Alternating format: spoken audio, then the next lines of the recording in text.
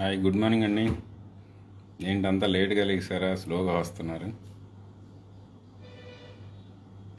Actually నైటే పెడదాం అనుకున్నాం లైవ్, కానీ మా అంత మిడ్ నైట్ అందరు నిద్రపోయి ఉంటారులే అని చెప్పి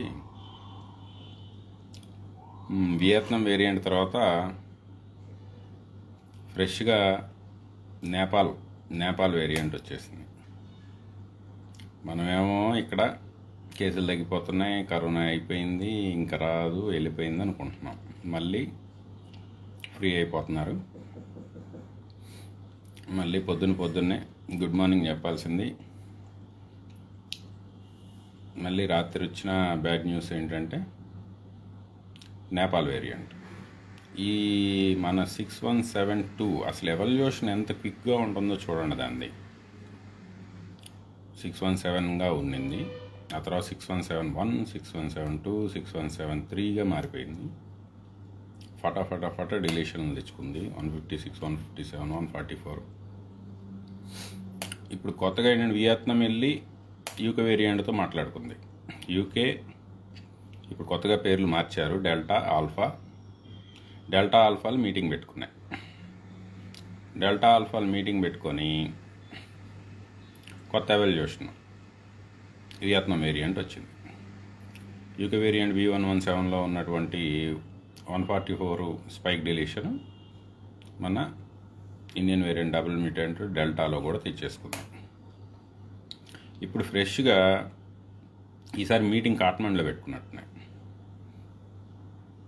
కాట్మండ్లో పెట్టుకొని ఈసారి సౌత్ ఆఫ్రికా వేరియంట్తో మాట్లాడుకున్నాయి. అరే బాబు, మన ఇద్దరం అయితే కాదు, ఈ సౌత్ ఆఫ్రికా కూడా మన ఫ్రెండ్ మంచి స్ట్రెంగ్త్తో ఉన్నాడు, ఈసారి సర్వసభ్య సమావేశానికి వాళ్ళని కూడా పిలుద్దామని చెప్పి మీటింగ్ పెట్టుకొని సౌత్ ఆఫ్రికా వేరియంట్లో ఉన్నటువంటి K417N అనే ప్లేసు మళ్ళీ మన డబుల్ మ్యూటెంట్లో మ్యూటేషన్ తెచ్చేసుకుంది. ఈ 417N ఇంపార్టెన్స్ ఏంటంటే సౌత్ ఆఫ్రికా వేరియంట్ ఇప్పటి వరకు ఉన్నట్లో అత్యంత లేతల్ వేరియంట్, అత్యంత క్లినికల్గా ఎక్కువ దెబ్బతీసే వేరియంట్ 417 ప్లస్ 501 అన్నిట్లో ఉంటుంది. B17లో ఉంటుంది, సౌత్ ఆఫ్రికాలో ఉంటుంది, బ్రెజిల్లో ఉంటుంది. కానీ 417 వల్ల ఎక్కువ దానికి ఆ లెథాలిటీ వచ్చింది అనేది స్టడీస్ చెప్తున్నాయి.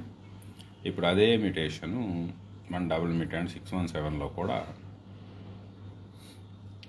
డెల్టా వేరియంట్లో కూడా ఆ ప్లేస్ మార్చేసుకొని సౌత్ ఆఫ్రికా వేరియంట్ లాగా, సౌత్ ఆఫ్రికా వేరియంట్ కంటే ఇంకా గొప్పగా, ఎందుకంటే సౌత్ ఆఫ్రికా వేరియంట్లో ఇన్ని షేడ్స్ లేవు, అదంతా ముగ్గురు మనగళ్ళ సినిమా, ఇదేమో దశావతారం సినిమా. ఇప్పుడు వచ్చేది దశావతారం సినిమా చూపిపోతుంది. ఈ double mutant transmission South Africa వేరియంట్కి లెథాలిటీ ఎక్కువ, కానీ ట్రాన్స్మిషన్ అడ్వాంటేజ్ లేదంతా. కానీ ఇప్పుడు వచ్చిన ఈ స్పెసిఫిక్ నేపాల్ వేరియంట్లో అటు ట్రాన్స్మిటబిలిటీ 484 నుంచి వస్తుంది, ఆర్టీపీసీఆర్ ఎస్కేపు 144 డిలీషను, 156, 157 డిలీషన్స్తో వస్తాయి. అట్లాగే ఇమ్యూనో సప్రెసివ్ యాక్షను ఈ 681Rతో వస్తుంది, లింపో ఎలిమినేషన్ 681Rతో, అట్లాగే 452Rతో high affinity towards ACE2 receptor. ఇదివరకు మనకి చిన్నపిల్లలకి ఏదైతే అడ్వాంటేజ్గా ఉంది, వాళ్ళకి బీపీలు తక్కువగా ఉంటాయి, ఆ బీపీలు తక్కువగా ఉన్న వాళ్ళకి వైరల్ లోడు అంత స్పీడ్గా పెరగదు, ఎందుకంటే ACE2 రిసెప్టర్తో బాండింగు హై స్ట్రెంత్ కావాలి. హై స్ట్రెంత్ ఉన్న మ్యూటేషన్ అయితేనే చేసుకోగలుగుతుంది, లేదంటే చాలా కష్టపడాల్సి వస్తుంది వైరస్.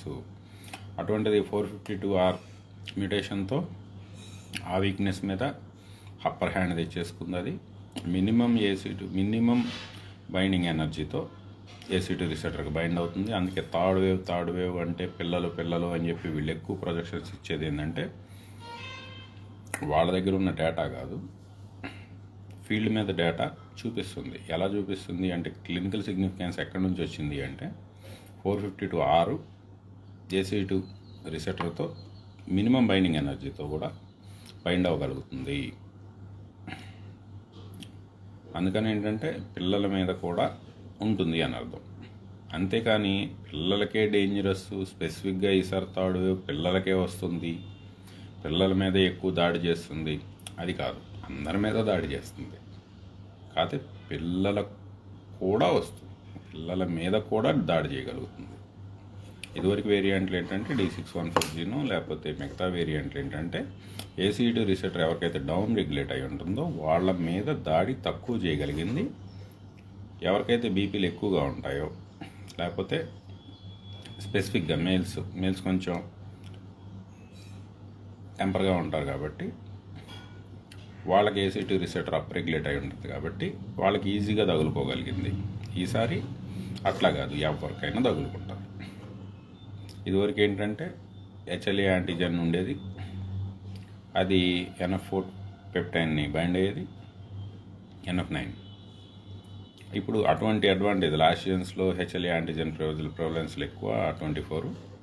దానివల్ల ఏషియన్స్ వెళ్ళి దాన్ని పట్టుకొని సింపుల్గా వైరస్ని క్లియర్ చేసి అవతల పడేసేది. కానీ ఇప్పుడు ఆ NF9 పెప్టైన్ తీసేసుకోవడంతో ఈవెన్ ఏషియన్స్ కూడా ససెప్టబుల్ అయిపోయారు.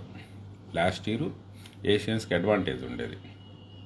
అట్లాగే పిల్లలకి ఈ ACE2 రిసెప్టర్ బాండింగ్ దాని ఎనర్జీ తక్కువ ఉండడం వల్ల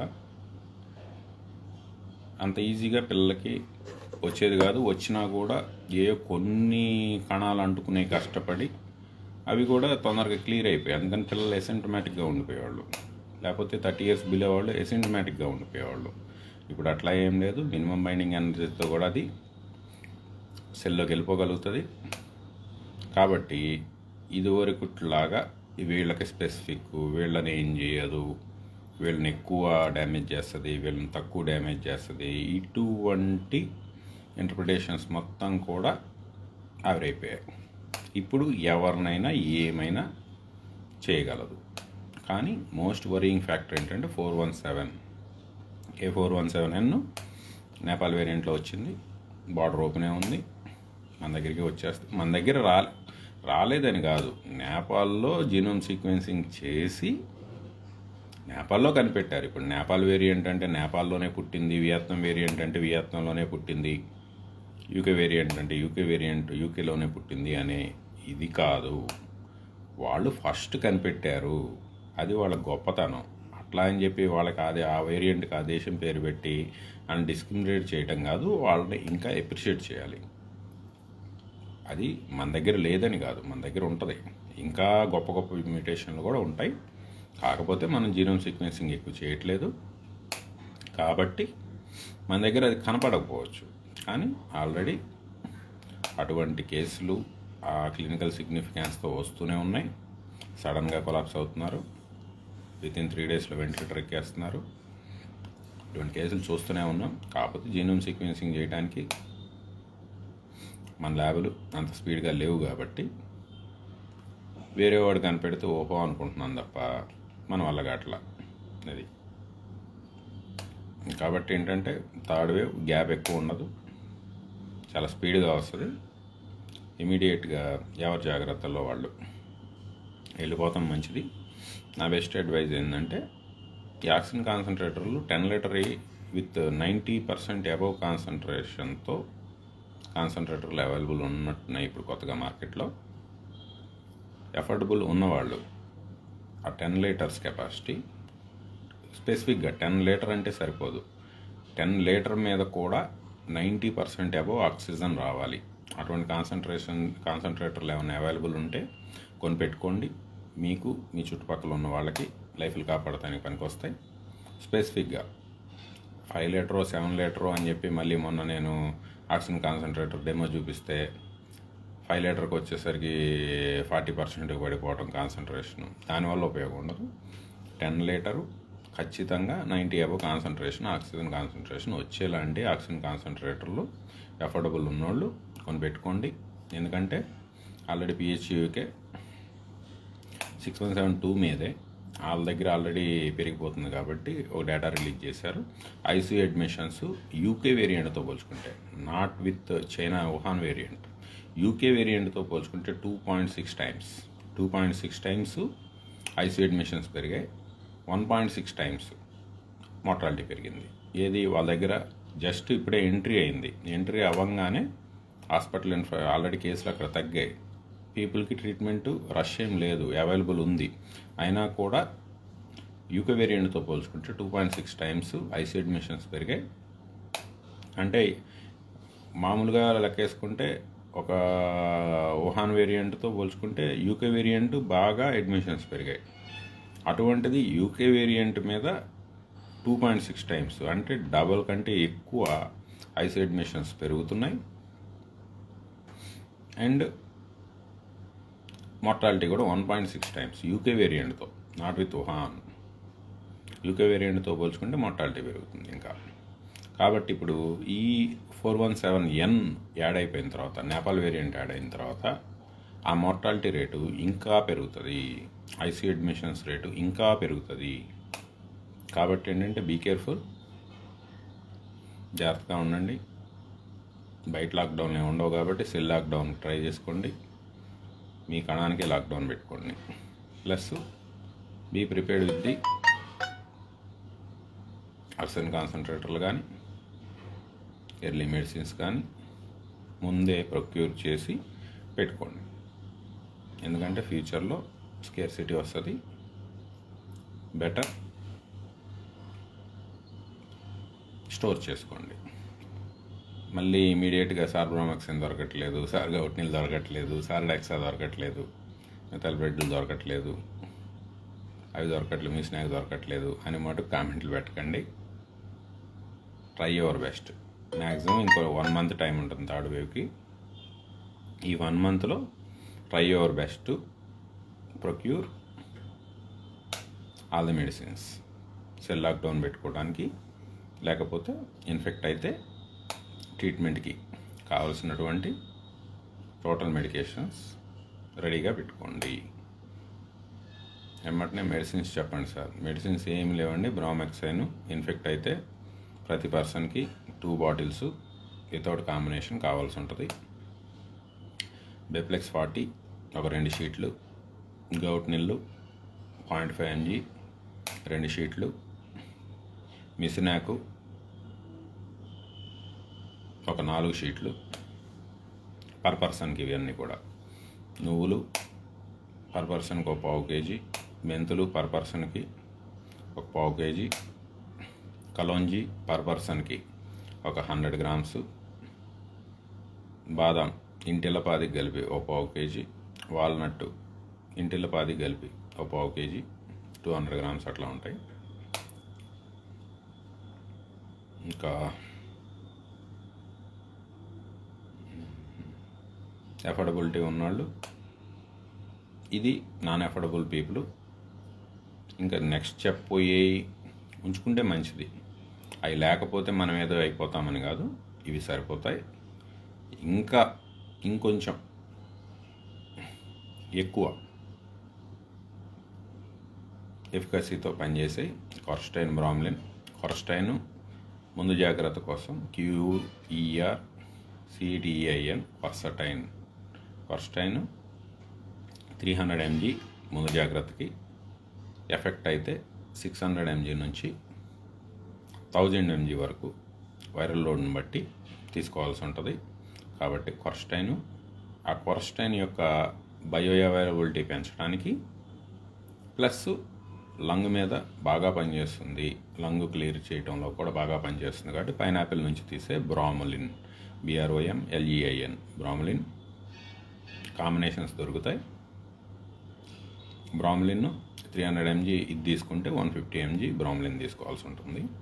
అట్లాగే అది తీసుకునేటప్పుడు 100 mg విటమిన్ సి, అది కూడా కొర్స్టైన్ యొక్క బయో అవైలబిలిటీ బాగా పెంచుతుంది.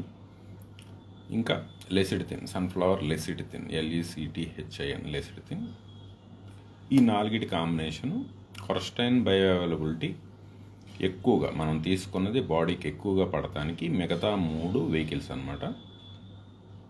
బ్రామ్లిన్ కానీ, విటమిన్ సి కానీ, సన్ఫ్లవర్ నుంచి తీసే లెసిటిన్ కానీ, ఇవి కొర్స్టైన్కి వెహికల్గా ఉపయోగపడి మనకి బయోఅవైలబిలిటీ పెంచి డోసు ఎక్కువ మన బాడీలో బ్లడ్లో మెయింటైన్ అవ్వడానికి హెల్ప్ అవుతాయి. కాబట్టి ఈ 4 ఉన్న కాంబినేషన్ దొరికితే తీసుకోండి. 4 లేవు అనుకుంటే కొర్స్టైన్ 300 to 500 mg, బ్రామ్లిన్ 150 కాంబినేషన్తో ఉన్నాయి సప్లిమెంట్స్ ట్రై చేయండి. మళ్ళీ దొరకట్లేదని చెప్పకండి, దానికి నేనేం చేయలేను. మందు చెప్పగలను కానీ తెచ్చి మీ ఇంటికి తెచ్చి ఇవ్వలేను. నెక్స్ట్ ఇదొకటి,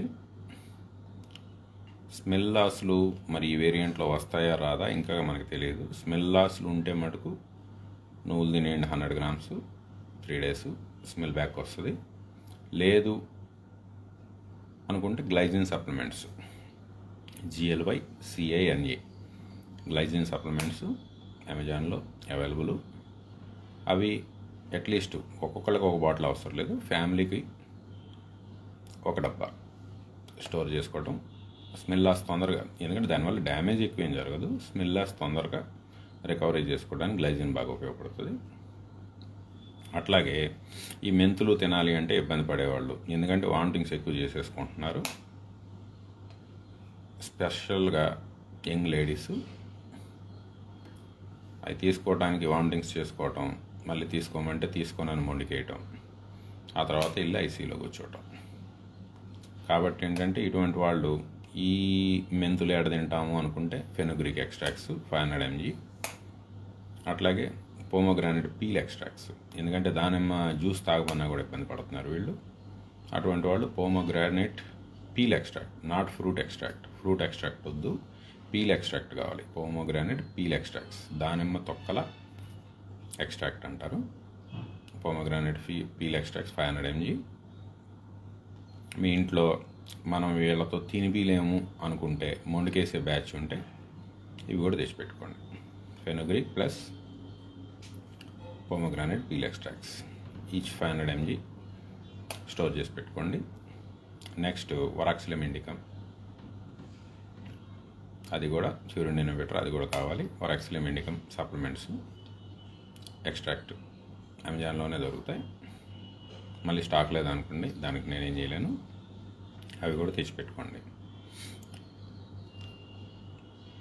నెక్స్ట్ వచ్చి బీపీ లేని వాళ్ళు, ఒకవేళ మీరు హైపర్ టెన్షన్ పేషెంట్స్ కాకపోతే లికోరైస్ అంటారు, లికోరైస్ గ్లైసరిజిన్ గ్లాబ్రా, ఎస్టి మధు అంటారు. ఎస్టి మధు ఎక్స్ట్రాక్ట్స్ 100 mg చాలు. 100 mg అమెజాన్లో అవైలబుల్ ఉంటే, లేదా ఆయుర్వేద షాపుల్లో కూడా ఎస్టి మధు ఎక్కువ వాడతారు, ఎస్టి మధు కూడా స్టోర్ చేసుకోండి. కానీ హైపర్ టెన్షన్ ఉన్న పేషెంట్స్ మటుకు పూర్తిగా తీసుకోకూడదా అంటే తీసుకోవచ్చు, కానీ బీపీ మానిటర్ చేసుకోవాలి. కొంచెం బీపీ పెరుగుతుంది లైట్గా, లాంగ్ టర్మ్ యూసేజ్లో కొంచెం పెరుగుతుంది. కాబట్టి ఏంటంటే, కానీ వైరల్ క్లియరెన్స్ బాగా చేస్తుంది అది. ఎస్టి మధు చాలా బాగా ఉపయోగపడుతుంది, కానీ బీపీ మటుకు మానిటర్ చేసుకోవాలి. బీపీ మానిటర్ చేసుకొని లికరైస్ ఎక్స్ట్రాక్ట్స్ తీసుకోవాలి, ఎస్టి మధు. నెక్స్ట్ మన టీస్, ప్రికాషనరీగా గోంగూర పువ్వుల టీలు, హిబిస్కస్ సెబ్దారిఫా. మీరు ఇక్కడ ఎట్టి పరిస్థితుల్లో మందారానికి గోంగూర పువ్వుకి కన్ఫ్యూజ్ అవ్వద్దు. మనకు కావాల్సింది గోంగూర పువ్వులు, మందార పువ్వులు కాదు. మందార పువ్వుల్లో ఉండదా అంటే ఉంటుంది, కానీ గోంగూర పువ్వుల్లో ఎక్కువ ఉంటుంది. అందుకని రోజ్మెల్లా టీస్, అట్లాగే సాగే టీస్, SAGE సాగే టీస్. అట్లాగే ఇంకా అఫోర్డబుల్ అనుకున్న వాళ్ళు chamomile, Darjeeling green tea, whole leaves, అవి కూడా తెప్పించుకోండి. మంచి యాంటీ ఆక్సిడెంట్లు అవి కూడా. చామలి, లిటోలిన్ బాగానే ఉంటుంది. ఇవి ఇంకా రిచ్ అనుకున్న వాళ్ళు. కానీ ఫస్ట్ మెయిన్ ఇంపార్టెంట్ ఇవి ఎడిషనల్ సపోర్ట్. అంతేగాని మనం ఇవన్నీ కొనుక్కోలేకపోతున్నాం అని చెప్పి, డబ్బులు లేవని చెప్పి బాధపడమాకండి. ఫస్ట్ పనిచేస్తాయి, ఫస్టే బాగా పనిచేస్తాయి. దానిమ్మ తొక్కల జ్యూసు, మెంతులు, అవిసెలు, నువ్వులు, ఇవే బాగా పనిచేస్తాయి. ఇవి మిగతావన్నీ కూడా ఎడిషనల్ సపోర్ట్ అంతే తప్ప అరే ఫస్ట్ ఏ అయితే మళ్ళీ మనం ఏమన్నా థర్డ్ వేవ్ దొరికిపోతామని ఏం భయపడద్దు. అవి చాలు. 4 పిల్లర్స్ కాదు, 5 పిల్లర్స్. 5 పిల్లర్స్ ఏమేంటి? మెంతులు, బ్రామెక్సైన్, కలోంజీ సీడ్స్, దానిమ్మ తొక్కల జ్యూస్. ఈ 4కి అవిసెలు, ప్రతిరోజు 30 గ్రాముల అవిసెలు యాడ్ చేసాం. 5 పిల్లర్స్. నువ్వులు సపోర్టు, బాదం సపోర్టు, వాల్నట్ సపోర్టు. వాల్నట్ కూడా డబ్బులుంటే కొనుక్కోండి, లేదంటే ఇంకో 10 గ్రాములు అవిసెలు పెంచుకుని సరిపోతుంది. 2 ఒకటే. వాల్నట్టే కొనుక్కోవాలి, కాస్ట్లీ మళ్ళీ అనుకోవద్దు. వాల్నట్ కొనుక్కుంటే 30 గ్రాముల నువ్వులు, 30 గ్రాముల అవిసెలు సరిపోతాయి. వాల్నట్ కొనుక్కోలేకపోతే 35 గ్రాముల నువ్వులు, 35 గ్రాముల అవిసెలు సరిపోతాయి. అంతే, తేడా ఏం లేదు. ఇది థర్డ్ వేవ్ ప్రిపరేషను. అది నేపాల్ వేరియంట్ కానివ్వండి, వియత్నాం వేరియంట్ కానివ్వండి, ఎక్కడ నుంచి అన్నా రానియండి, వీఆర్ రెడీ. ఓకే. ఇంక ఎడిషనల్గా క్లినికల్ సిగ్నిఫికెన్స్ వస్తే ఆల్రెడీ ఫోర్కాస్ట్ చేసాము. అటువంటప్పుడు ఏంటంటే ఇమీడియట్గా వాలంటీర్ గ్రూప్లో రిజిస్టర్ అయిపోయి, ఏదైతే మన వాలంటీర్స్ని అటాచ్ చేసే గ్రూప్ ఉందో మనం కోవికేర్ అట్ మలిక్ పర్చూరి, దాంట్లో రిజిస్టర్ అవ్వండి. వాలంటీర్ని అలొకేట్ చేస్తారు మీకు.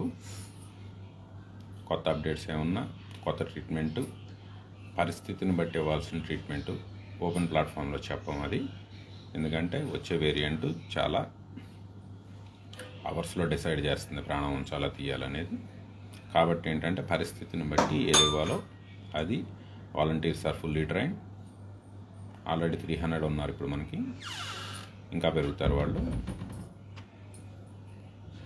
1 మంత్ ఎట్లా టైం ఉంది కదా, ఇంకా వస్తూనే ఉన్నారు. ఎన్రోల్మెంట్ అవుతూనే ఉంది. వాలంటీర్స్ ట్రైనింగ్ ప్రోగ్రాంలు నడుస్తున్నాయి బ్యాక్లో. టీమ్ వైజ్ ట్రైనింగ్ చేస్తూ అప్గ్రేడ్ చేస్తూనే ఉన్న వాళ్ళని.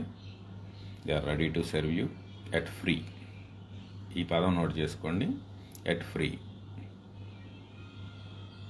ఫ్యూచర్లో ఏంటంటే చాలామంది డోనర్స్ కూడా మనకి ఎన్ఆర్ఎస్ కానీ లేకపోతే ఇక్కడ ఉన్న ఆల్రెడీ మంచి పొజిషన్లో ఉండి పీపుల్కి హెల్ప్ చేయాలనుకున్న వాళ్ళు కూడా ముందుకు వస్తున్నారు. కానీ ఇప్పటివరకు అయితే తీసుకోవట్లేదు.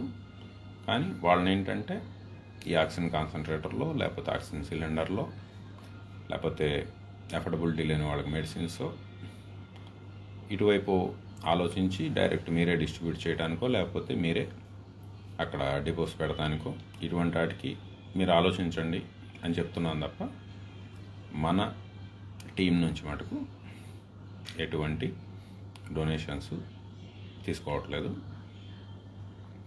ఏదన్నా ముందుకొచ్చినా వాళ్ళని కాదు అనకుండా డైరెక్ట్ బెనిఫిషరీకే ఏ విధంగా హెల్ప్ చేయగలమో ఆ విధంగా హెల్ప్ చేయడానికి వీల్ ఎంకరేజ్ దెమ్. ఇదండి third wave preparation. Under cover operation, under cover mission గట్టిగా నడుస్తుంది. ఓన్లీ పైకి కబుర్లే చెప్తున్నారు, పనితనం లేదనుకోవద్దు. అండర్ కవర్ మిషన్ బాగా పెరుగుతుంది, బయటికి కనపడదు. రిజల్ట్ కావాల్సిన రోజు ఇన్ఫెక్ట్ అయిన వాళ్ళకి మటుకు తెలిసింది. ఇన్ఫెక్ట్ అయ్యి రిజిస్టర్ అయిన తర్వాత సర్వీస్ ఎట్లా ఉంటుందో కోవికేర్ వాళ్ళు ఆల్రెడీ ఎక్స్పీరియన్స్ చేస్తున్నారు. అంతకంటే ఇంకా బెటర్ సర్వీసు ఇంకా అప్గ్రేడ్ చేసి ఫ్యూచర్లో ఇస్తాం. ఐ రిక్వెస్ట్ ఇంకా కమ్ ఫార్వర్డ్. వచ్చే వేవ్ పెద్దది, సర్వ్ చేయాల్సిన పీపుల్ ఎక్కువ ఉంటారు. ఇంకా కొత్తగా వాలంటీర్స్ అరే నేను చదువుకోలేదు అనొద్దు. చదువుకోలేని వాళ్ళు మెంతులు తినమని, కలోంజీ తినమని చెప్తురు, కానీ వాళ్ళు తింటున్నారో లేదో మానిటర్ చేద్దరు. కానీ చదువుకున్న వాళ్ళు నెక్స్ట్ గ్రేడ్లో మోడరేట్ కేర్లో క్వాలిఫైడ్ ఎవరన్నా ఉంటే ప్రిస్క్రిప్షన్ డ్రగ్స్ చెప్పడానికి, నర్సులు, కాంపౌండర్లు ఇటువంటి వాళ్ళు ఎవరన్నా ఉంటే అవసరమైతే ఆ ఏరియాలో వెళ్ళి ఇంటికి వెళ్ళి వాళ్ళకి ఐవీస్ ఇవ్వటానికి మన ప్రోటోకాల్ ప్రకారం ఏ సిలైన్లు పెట్టాలి, సిలిండర్లో ఏం ఐవీలు ఇవ్వాలి, ఇటువంటివి చేయడానికి I request ASHA workers, ANMs, నర్సులు, కాంపౌండర్లు ముందుకు రండి సార్. ఎందుకంటే వచ్చే పెద్దది. మీరు ముందుకు రండి. ఎక్కడికక్కడ ఏరియా వైజ్ డివైడ్ చేయడానికి మా డేటా టీం వర్క్ చేస్తుంది. ప్రతి 50 కిలోమీటర్లో ఫుల్ టీం రెడీగా ఉండాలి. దానికి మా పని మేము చేస్తున్నాం. మీరు ముందుకు రండి. మాకు ఇప్పుడు మెయిన్ వచ్చే ప్రాబ్లం ఏంటంటే హోమ్ రెమెడీస్ ఫోన్లో చెప్పేస్తారు. కొంతమంది ఏంటంటే ఇగ్నోరెన్స్ వల్ల, లేకపోతే నమ్మాలా వద్దా అనే సస్పెన్స్లో, కన్ఫ్యూజన్లో అటు వెళ్తారు, ఇటు వెళ్తారు, అటు వెళ్తారు, ఇటు వెళ్తారు. ప్రీషియస్ 1 వీక్ వేస్ట్ అయిపోద్ది. వైరల్ లోడ్ పెంచేసుకుంటారు. మళ్ళీ తర్వాత వచ్చి సార్ మీరే కాపాడండి అంటారు. అటువంటి వాళ్ళకి compulsory moderate care, critical care ట్రీట్మెంట్లు అవసరం అవుతాయి. అవి ఇవ్వాలి అంటే ఐవీస్ ఇవ్వాల్సి ఉంటుంది. ఐవీస్ అక్కడ వాళ్ళు చేరిన హాస్పిటల్ డాక్టర్స్కి చేయమని చెప్తే మాకు విపరీతమైన రెసిస్టెన్స్ వస్తుంది వాళ్ళ నుంచి. వీడు చెప్పింది మేము ఎందుకు చేయాలని. అటువంటప్పుడు అవకాశం ఉండి కూడా కాపాడుకోలేకపోతున్నాం చాలామందిని. కాబట్టి వాళ్ళు మాట వింటే పర్లేదు. ఆల్రెడీ కొన్ని హాస్పిటల్స్ దే ఆర్ రెస్పెక్టింగ్ అస్. వాళ్ళని మేము ప్రమోట్ చేస్తున్నాం. అండ్ రాజమండ్రిలో ఒక హాస్పిటల్ కూడా జస్ట్ వాళ్ళు దే స్టార్టెడ్ విత్ 40 mg మెథాల్ప్రోడిజోన్. అటువంటి వాళ్ళని మేము ఎంకరేజ్ చేస్తాం. లో డోస్ స్టెరాయిడ్స్, లో యాంటీబయాటిక్స్ ఇటువంటి ప్రమోట్ చేసే హాస్పిటల్ను మేము మీ ప్రోటోకాల్కి వస్తాం సార్ అని చెప్పి వాళ్ళు మాకు చెప్పవసరం లేదు. వాళ్ళు ఇచ్చే పీపుల్కి ఇచ్చే ప్రిస్క్రిప్షన్లో మా ప్రోటోకాల్ కనపడితే కంపల్సరీ ఆ సరౌండింగ్లో ఉన్న పేషెంట్స్ని వాళ్ళ దగ్గరికి వెళ్ళండి అని చెప్పి రెఫర్ చేస్తాం. కానీ సబ్జెక్టెడ్ టు లో స్టెరాయిడ్స్, లో యాంటీబయాటిక్స్. వీళ్ళు వాడేవాళ్ళని ఖచ్చితంగా ఆ హాస్పిటల్స్ని కోట్ల రూపాయలు ఇచ్చినా కానీ రానటువంటి ప్రమోషన్ మేమే చేస్తాం. కాబట్టి ఏంటంటే ఇంకా డాక్టర్స్ మారండి తొందరగా. హై డోస్ స్టెరాయిడ్స్ పనిచేయవు. కొత్త వేరియంట్ ఇమ్యూనోసప్రెసివ్. తొందరగా మీరు కూడా ప్రోటోకాల్లోకి వచ్చేస్తే ఊళ్ళంతమందిని కాపాడుకోవచ్చు. థర్డ్ వేవ్ చాలా ఉధృతంగా ఉంటుంది. చాలా చాలా ఉధృతంగా ఉంటుంది. గుర్తుపెట్టుకోండి. సౌత్ ఆఫ్రికాకి ఎక్కువ భయపడేది ఎందుకు అంటే మన కోవిషీల్డ్ లాంటి వ్యాక్సిన్ 10% ఎఫికసీ 10% పడిపోయింది. స్పెసిఫిక్గా 417 అంత ఇంపార్టెన్స్ ఉంది 417కి. కాబట్టి ఇంకా టైం వేస్ట్ చేయొద్దు. గవర్నమెంట్స్ అయినా ఇమీడియట్లీ మీరు షెడ్లు వేస్తారా, నులక మంచాలు వేస్తారా, ఏం వేస్తారో తెలియదు, బెడ్ కెపాసిటీ పెంచండి. వెంటిలేటర్లు కావాలి. ఎన్ఐవీలు కూడా సరిపోవు మీ దగ్గరికి వచ్చేవాళ్ళకి. ఈసారి మామూలు 15 లీటర్ 30 లీటర్లు సరిపోవు. వెంటిలేటర్లు కావాల్సి వస్తుంది. వెరీ హై ఫ్లో కావాల్సి వస్తుంది. కాబట్టి వెంటిలేటర్లు పెంచండి. వెంటిలేటర్ అంటే ఇక్కడ పీపుల్కి ఒక కన్ఫ్యూజన్ ఉంది. ఆక్సిజన్ పెడితే అదే వెంటిలేటర్ అనుకుంటున్నారు. ఇక్కడ పెట్టేది లో ఫ్లో, మొత్తం ఇట్లా పెట్టేది సిప్యాప్ అంటారు. 30 లీటర్స్ సపోర్ట్ ఇస్తుంది. ఇక్కడ వేస్తారు, అది వెంటిలేటర్. కన్ఫ్యూజ్ అవ్వద్దు. ఇక్కడ పైప్ పెట్టి లోపలికి వేసేది వెంటిలేటర్. మామూలుగా ఇక్కడ చిన్న పైపులు పెట్టి ఇలా వేస్తారు. అది 15 లీటర్ వరకు సపోర్ట్ చేస్తుంది. 10 to 15 లీటర్ డైరెక్ట్ ఇలా పెట్టేస్తారు, గట్టిగా కట్టేసి. సిప్యాప్లు అంటారు. అవి 30 లీటర్ దాకా కూడా సపోర్ట్ చేస్తాయి. అంతకు మించి ఈసారి వెంటిలేటర్లు ఎక్కువ అవసరం పడతాయి. జాగ్రత్తగా ఉండండి. ఫస్ట్ వీక్ గేట్లన్నీ మూసేయండి. వెంటిలేటర్ కాదు కదా, ఇక్కడ పెట్టేది కూడా అవసరం రాదు. ఇంకా కన్ఫ్యూజన్లో ఉండి 1 వీక్ పాటు మీ వైరల్ లోడ్ పెరగకుండా ఆపటానికి ఏ వెపను లేనటువంటి ఎండి జనరల్ ఫిజిషియన్స్ దగ్గరికి వెళ్ళి మళ్ళీ ఈ చెత్త యాంటీబయాటిక్లు, ఈ చెత్త స్టెరాయిడ్లు, ఓన్లీ విటమిన్ టాబ్లెట్లు, జింకులు, సి విటమిన్లు ఇవి రాపించుకున్నారా ఇక్కడ పెట్టాల్సి వస్తుంది. టైం ఇవ్వదు. ట్రై చేశారా, ట్రై చేస్తే మటుకు టైం ఇవ్వదు నెక్స్ట్ వేవ్. కాబట్టి గుర్తుపెట్టుకోండి, 1 మంత్ మీకు టైం ఉంది. డిసైడ్. మీ డాక్టర్ని అడగండి. ఫస్ట్ వీక్ వైరల్ లోడ్ పెరగకుండా మీరేమైనా ఇస్తారా, లేదు మమ్మల్ని మళ్ళీనే ఫాలో అవ్వమంటారా? అది ఈ 1 మంత్ థర్డ్ వేవ్ మళ్ళీ వేవ్ లెగిసేలోపు, గ్రాఫ్ లెగిసేలోపు డిసైడ్ అయిపోండి. అప్పటికి మీరు కన్ఫ్యూజన్లో ఉన్నారనుకోండి, ఇక్కడ వేయాలి పైపు. ఇక్కడ పైప్ వేసిన 100 పీపుల్లో 90% పీపుల్ ఇంటికి రారు. 10% దేవుడు ఇంకా వాళ్ళకి ఆయుష్ రాసి పెట్టుంటే, ఎలా మిరాకిల్ జరుగుద్దో తెలియదు, వాళ్ళు వస్తారు అంతే తప్ప ట్రీట్మెంట్లో మటుకు ఇక్కడ వేసిన తర్వాత ఇంటికి తీసుకురావడానికి ఎటువంటి బ్రహ్మాస్త్రాలు మా దగ్గర లేవు, ఏ డాక్టర్ దగ్గర లేవు. కానీ చాలా స్పీడ్గా వెళ్తారు. థర్డ్ వేవ్లో వితిన్ 3 డేస్లో కూడా తేడా వస్తే వితిన్ 3 డేస్లో ఇక్కడ పైప్ వేసేయాల్సి వస్తుంది. ఫస్ట్ డే ఇది పెడతారు, సరిపోదు. సెకండ్ డే ఇది పెడతారు, సరిపోదు. థర్డ్ డే ఇక్కడ వేసేయాల్సి వస్తుంది.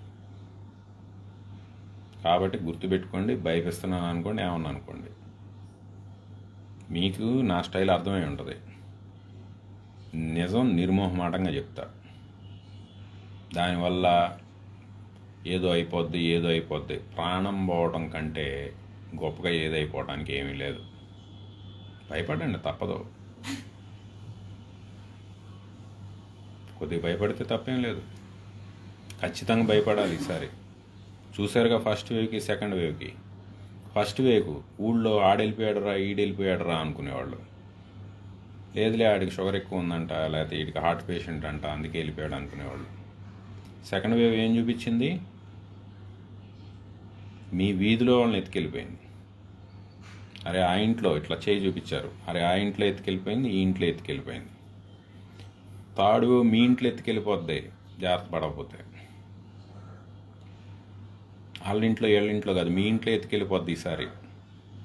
కాబట్టి మీకు మ్యాక్సిమం 1 మంత్ టైం ఉంది. ఈ 1 మంత్లో డిసైడ్ అవ్వండి. మీ డాక్టర్ని అడగండి, 1 వీక్ ఫస్ట్ వీక్లో వైరల్ లోడ్ తగ్గటానికి నీ దగ్గర ఏమైనా ఉందా, లేదంటే నన్ను మళ్ళీకి ఫాలో అయిపోమంటావా? నా దగ్గర ఏమైనా ఉంది అంటే నా ఫేస్బుక్ వాల్ మీద కామెంట్ పెట్టండి. అది పని చేస్తుందో లేదో చెప్పేస్తా సాయంత్రానికి. ఛాన్స్ తీసుకోవద్దు ఈసారి. Okay, thank you all, bye.